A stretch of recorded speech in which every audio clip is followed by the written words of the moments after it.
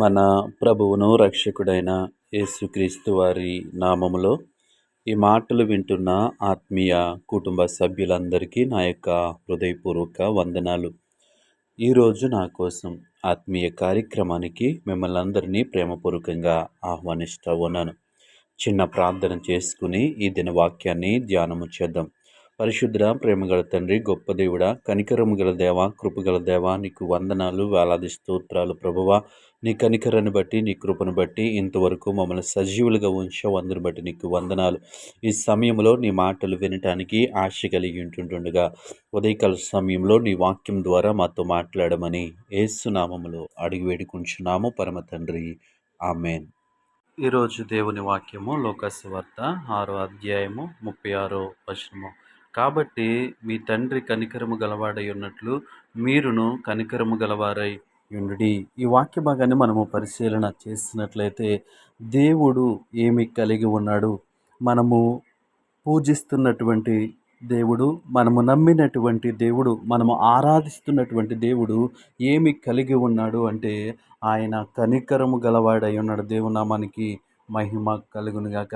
ఆయన కనికరము గలవాడై ఉన్నాడు కాబట్టి ఆయనను వెంబడిస్తున్నటువంటి మనము, ఆయనని అనుసరిస్తున్నటువంటి మనము ఏమి కలిగి ఉండాలి అంటే మనము కూడా కనికరమును కలిగి ఉండాలి. దేవుని నామానికి మహిమ కలుగునుగాక. ఈ లోకంలో ఈ యొక్క లోకానుసారంగా జీవిస్తున్నటువంటి అనేక మంది మనుషులను మనం చూస్తూ ఉన్నప్పుడు ఏమాత్రము కూడా మనము కనికరాన్ని చూడలేకపోతూ ఉన్నాం.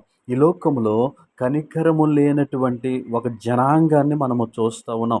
కనికరము లేనటువంటి ఒక జనాంగము మధ్య మనం జీవిస్తూ ఉన్నాం. ప్రతి ఒక్కరూ కూడా మరొకరి పట్ల ఏమి కలిగి ఉన్నారంటే పగను, ప్రతీకారాన్ని కలిగి ఉన్నారు.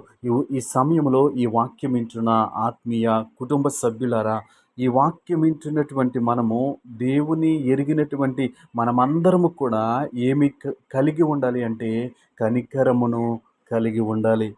ఎందుకు మనము కనికరాన్ని కలిగి ఉండాలి అంటే మన దేవుడు కనికరమును కలిగి ఉన్నాడు. చాలాసార్లు ఈ లోకంలో జీవిస్తూ ఉన్నప్పుడు అనేక మంది మన మీద నిందలు వేస్తూ ఉంటారు.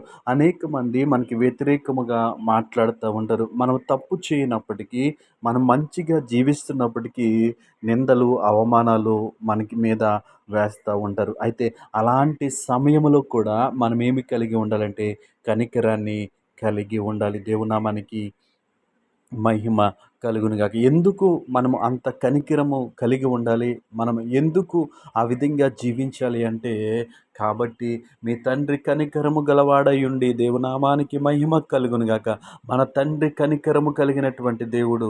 ఆయన ఆ యొక్క సిలువకు అప్పగించే ముందు ఆయన ఆ యొక్క బంట్రోత్తులు, ఆ యొక్క సైన్యము ఆయన దగ్గరికి వచ్చినప్పుడు ఆయన వారి మీద కనికరము చూపించాడు. పట్టుకొట్టుకు వచ్చినప్పుడు పేతురు ఆ యొక్క సైనికుని యొక్క ఆ చెవు తెగ నరికినట్లుగా మనము చూస్తూ ఉన్నాం. అయితే దేవుడు వానిని కనికరించాడు. వాని కనికరించి ఆ చెవును మళ్ళీ స్వస్థపరిచినట్లుగా మనము చూస్తూ ఉన్నాం. దేవుడు చూడండి ఎంత కనికర సంపన్నుడో.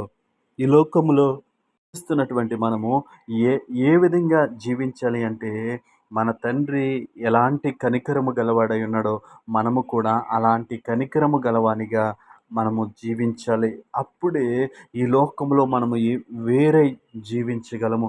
ఈ లోకంలో ఒక ప్రత్యేక జీవితాన్ని మనము జీవించగలము. ఆయన కనికరం ప్రకారం మనం జీవించినప్పుడు అనేక మందికి మన యొక్క కనికరం ద్వారా దేవుని పరిచయం చేయొచ్చు. అట్టి కృప దేవుడు మనకి అనుగ్రహించును గాక. ఆమేన్.